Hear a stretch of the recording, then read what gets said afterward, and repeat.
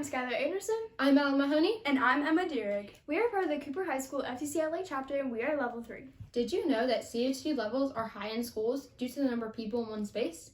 We learned that our school is slowly getting higher levels of CO2, and we wanted to fix that problem. Our solution? Plants. When we started our project, we discovered that plants have been proven to improve the air quality. We began our research by getting a list as to what plants we could potentially use for our project. After some time, we found that the best plant that we could use would be the Dracæna trifasciata, commonly known as the snake plant. Next, we need to know just how many plants were needed per room for our testing to be accurate.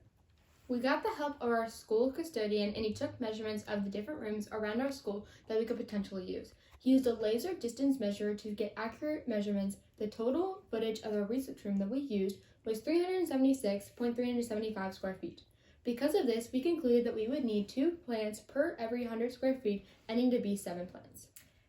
That's when we brought in the district energy coordinator for Boone County Schools, Karen Linehan. She came in and spoke to us about how we can test CO2 levels and even told us that our school already has built-in CO2 testers within our heat recovery unit. She even brought in some graphs that show the CO2 levels for the past couple days in the hallways. Our original goal was to try and get the right amount of plants for every room in both our upper and lower hallways, as you can see here, so we could utilize the built-in testers.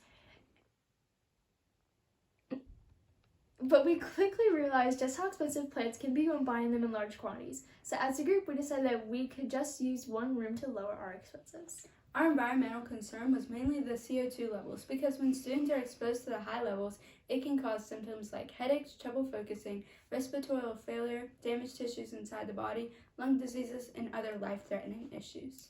If students were experiencing these symptoms, teachers could do things such as increasing their airflow into the classroom, limiting open flames, and limiting the number of chemicals in the classroom, and many more. Our next steps were to gather our supplies to begin testing. As a group, we went out and we each bought a snake plant. Then we thought about how we could get our community involved.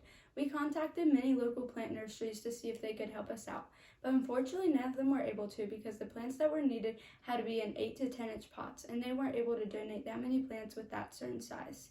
We then bought an air quality tester on Amazon to use for our experiment. So next we turned to our family and friends to see if they had any plants that we could use. Many of them were able to help us out by letting us borrow their plants. While that was going on, we messaged several teachers throughout our school to see if they would be interested in helping us by letting us use their classrooms to conduct our testing. Miss Martin said that she would love to help us out as long as we took care of the plants ourselves. During our project, we kept in mind that the environment around us by completing project information electronically to reduce our paper waste. We also used the same pots and plants that the plants originally came in to reduce plastic waste. Lastly, when buying the plants and meeting to discuss our project, we carpooled to lower our CO2 emissions. On January 10th, 2022, or day 1, we placed the CO2 tester in Miss Martin's room before adding the plants, so we knew what our starting CO2 level was.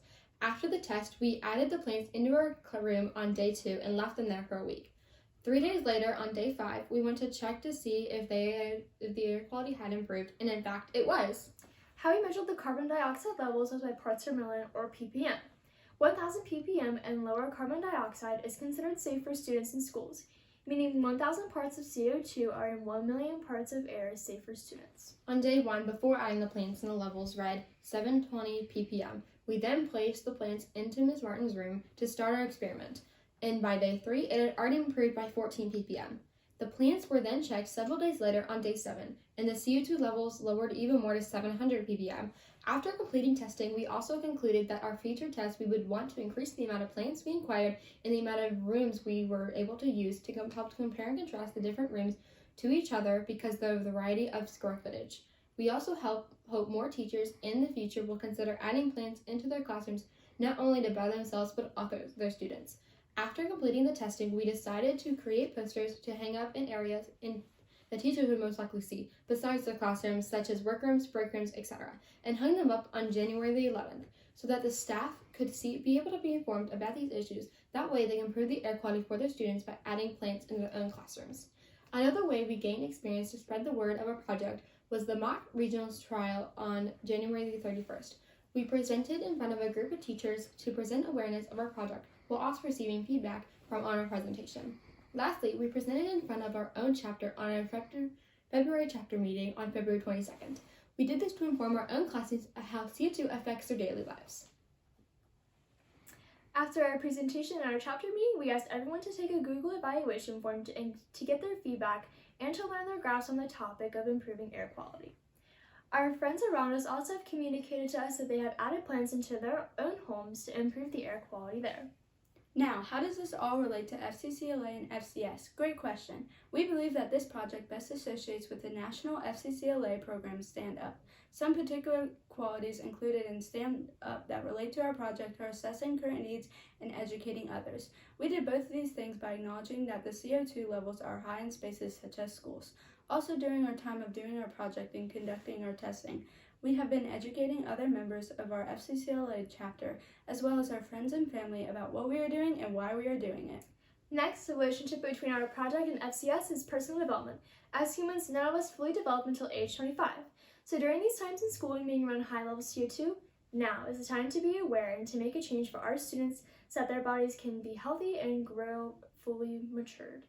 Finally, we found as a group that 2 categories of the FCS career pathways will correlate with our project.